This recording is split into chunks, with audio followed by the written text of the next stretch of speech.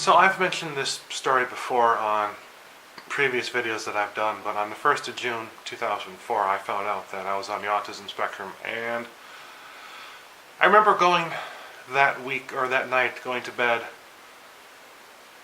It was probably one of the most content feelings I ever had in my entire life, going to bed that night. Because for the first time in my life, I truly felt that I was onto something. Now,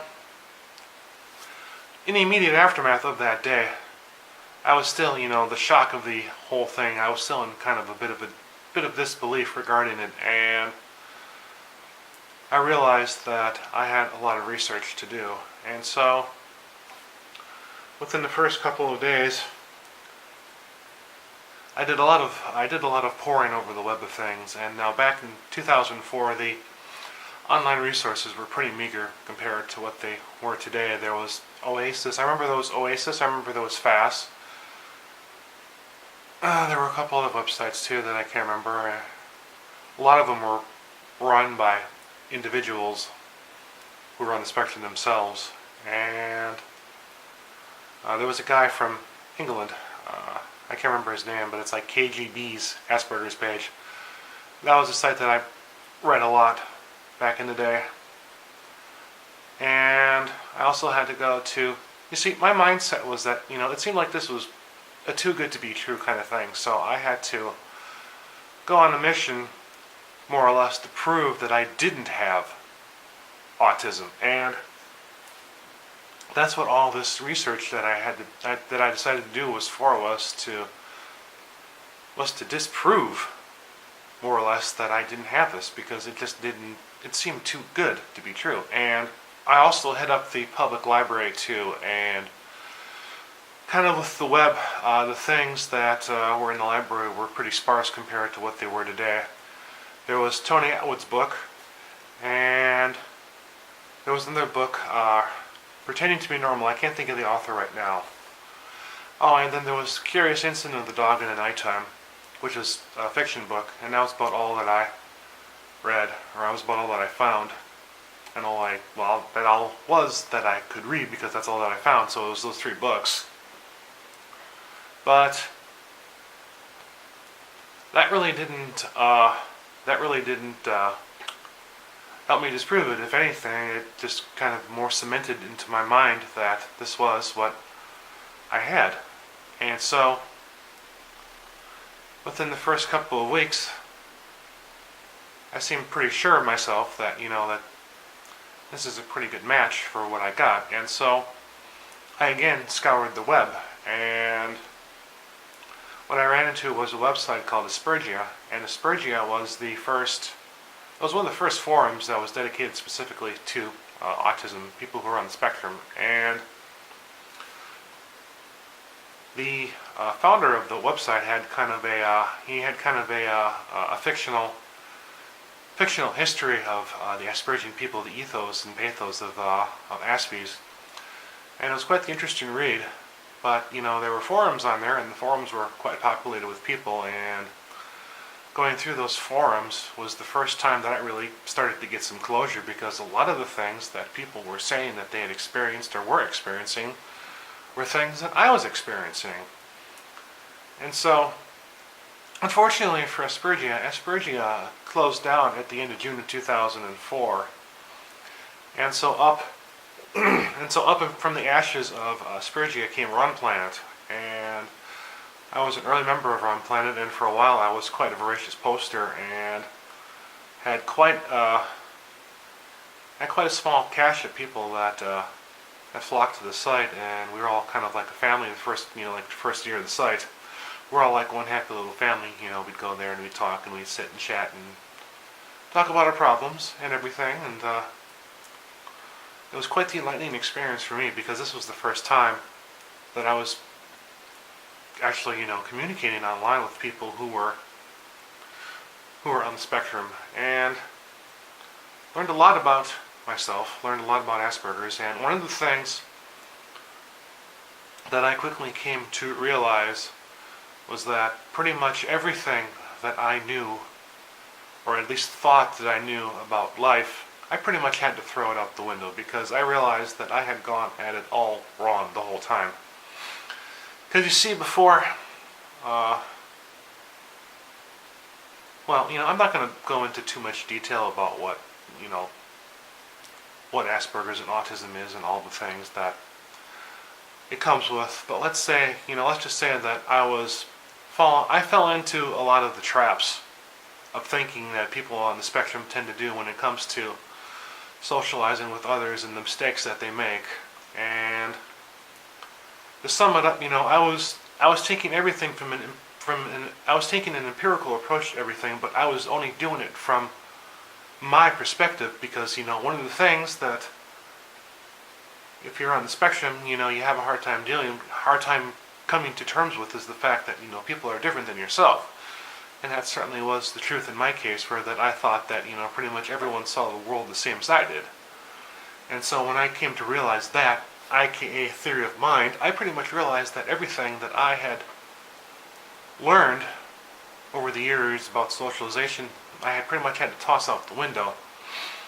See, when I was in third grade, there's like a chunk of my life before third grade, and then there's the chunk of my life during third grade and afterwards. And there was that year in third grade where I had three particular people who I went to class with. They took it upon themselves to make sure that I wasn't going to be left behind and be an outcast. And it was through their gracious help and their tolerance of me and my quirks that for the first time in my life I actually was learning how to be a social person with people and what to do and what not to do. And although I won't mention their names, for those three people who you saw photographed there, I am forever indebted for your services, and I thank you.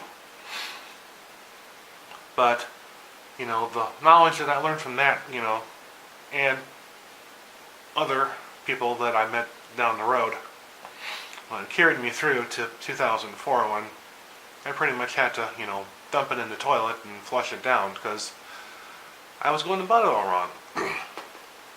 And so, 2004, that fall, I started attending UW Oshkosh, and they had counseling services at Oshkosh. And so the very first week that I was at Oshkosh, I got on the horn via email and I said, hey, look guys, I just found out over the summer I've got Asperger's. Is there anything that you can do to help me out? And they said, sure, come on down. And so I was down there. Now the counseling services that you got were paid for through your tuition, so there was no cost to me, and you can do up to 10 sessions per semester out of the 13 weeks that you were there. So basically, started out the year, went down there, talked with the people.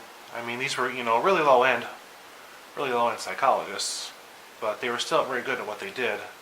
And essentially they helped, for the first time, talking to them, they affirmed, at least, from a professional standpoint, that I was on the spectrum. But more importantly, they helped me get on the right course in life as far as, personal and interpersonal things go, because I had a lot of problems in those areas. And one of the counselors that I spent a lot of time with, her own son was actually on the spectrum, and telling, her about my struggles and my, all that I had to deal with and getting validation back, it felt really, really good. It was very, very therapeutic for me. And so I did a year of counseling at Oshkosh, and then I decided that I was going to actually approach my old psychologist and talk to him about it.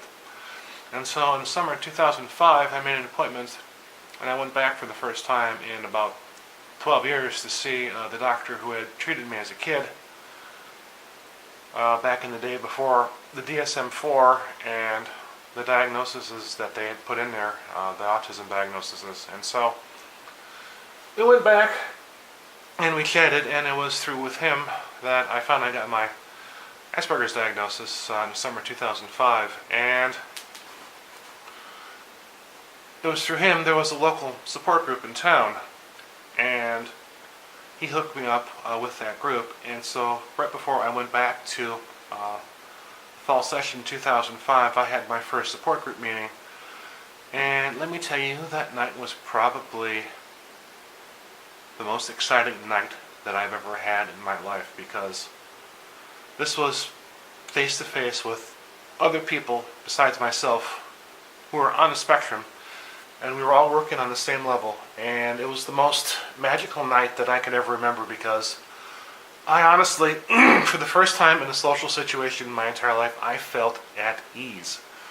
I felt like I didn't have to play a bit, I didn't have to guess what was going to come next or react to something that I wasn't expecting. Everything was on my level. And I walked out of there that night like a kid in a candy store, like Homer Simpson in Chocolate Land. That's really, really how I felt. I honestly felt like that I had been reborn come the 1st of June 2004. It was like, I was born again, and the world was this whole new place that I had to explore, and I wanted to go exploring, and I definitely found a whole new angle and whole new ways to approach things and deal with things. And so yeah, I get back to Oshkosh, fall of 2005. I did counseling for another year, so I did, so I had 2 years of essentially therapy, coming to terms with everything. And